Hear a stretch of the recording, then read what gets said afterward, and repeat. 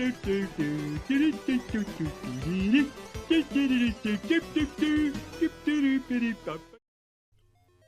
we're looking at Boulderdash OP3 for the 8-bit Atari machines.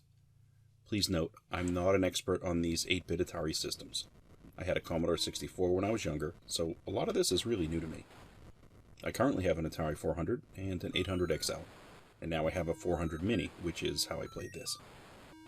The 400 Mini is pretty great because it lets you sideload ROMs right out of the box. I would say if you have any interest in this game, this is a great way to play it.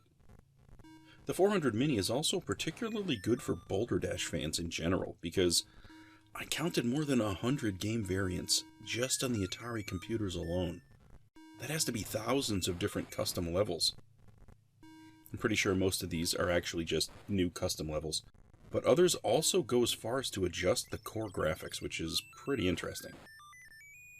I guess having custom games like this is probably due to, well, the quality of the game. People want to play it, sure, and then there was a construction kit they released back in the 80s, which let people pretty easily build their own levels. I'm pretty sure this is a custom Boulderdash game, and if anybody has any more thoughts or information on this exact release, please let me know in the comments. I just stumbled on this file, and I can't seem to find pretty much any information on this. All I know is it boots up to a screen that says Boulderdash OP, and when I load the file, I'm loading a file that's called Boulderdash HOP3. Like I said, I'm fairly certain this is a custom game, and it gives us 25 levels, and only one cave system. With the standard game, you actually have a handful of different cave systems, each with a selection of levels, but for this one, we just have one big pile of levels. In a regular Boulderdash game, you can't select each individual level, but you can change cave systems, which is actually pretty great if you're struggling with a particular level. You can just switch to a different cave system and keep playing. What a great idea! The function kind of makes the game a little more about defeating the puzzles and not forcing you to beat them in a particular order, which is nice.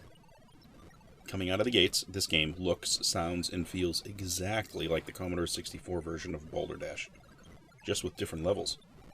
If you loaded this game on screen and handed me a controller, I couldn't tell you what system it was on. And that's great, because I love the original release.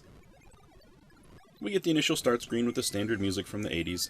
It doesn't play through the game while you're running it, but it's an awesome starting soundtrack, and it's got this awesome 80s synth glory behind it. I absolutely love it.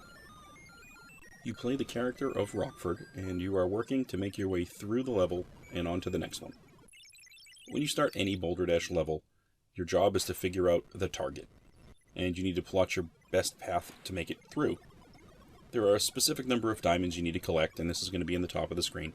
And when you hit this target, the exit appears, and then you have to make your way to the exit. As you would imagine, there are things in your way. Time is the first big obstacle you have to worry about, and then boulders are next. As you move through the earth, you're digging out space, and gravity is going to pull boulders and diamonds into the open space. And if they're falling and you're beneath them, you're going to get crushed. I think it's pretty easy to understand once you've been crushed a few times. The physics are pretty good, and you'll get used to them.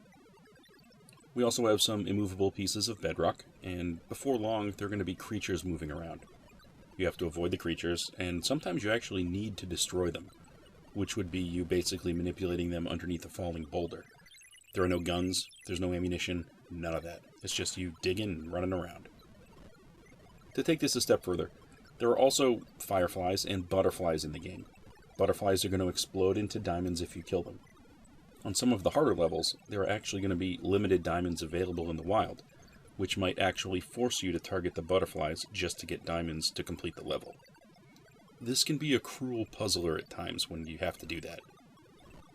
On some levels, walls are going to close behind you, and in some cases also, walls are going to be enchanted. Enchanted walls are a bit of a rarity, but when you find one, for a period of time, if you can drop rocks on it, and there's no space below that wall, it'll actually fall down through the wall, and it'll turn out the diamonds on the other side. Useful to know, maybe not too common, but important nonetheless. There's also an amoeba on some levels. It's this little thing that will grow and expand, and it will limit the way you can travel. You can touch the amoeba, but the creatures can't. Also, if you surround an amoeba with rocks, you can stop it from growing, and it will die. Or if you really let it expand too far, I think it's like, I don't know if it's 200 square blocks maybe, it will actually get too big and it'll explode on its own. But the game is on a timer, so letting it get that big to explode is usually a luxury you don't have. This is an awesome puzzle game for the Atari 400, and like I mentioned earlier, it's also on the Commodore 64. Maybe not this exact variant of the game, but there are a stack on that system as well. This was the first game that I actually started messing with on the A400 Mini console, and it's definitely made me pleased with the purchase. These puzzles are great, and they're not easy. I can easily get through maybe the first level. The second level is a little bit of a struggle, and these other ones, wow, this is going to take some additional thought. And because it's so obscure, I don't think I can get cheats online that easy. Well, that's all for now. Thanks for stopping by for a look, and hope to catch you on another video.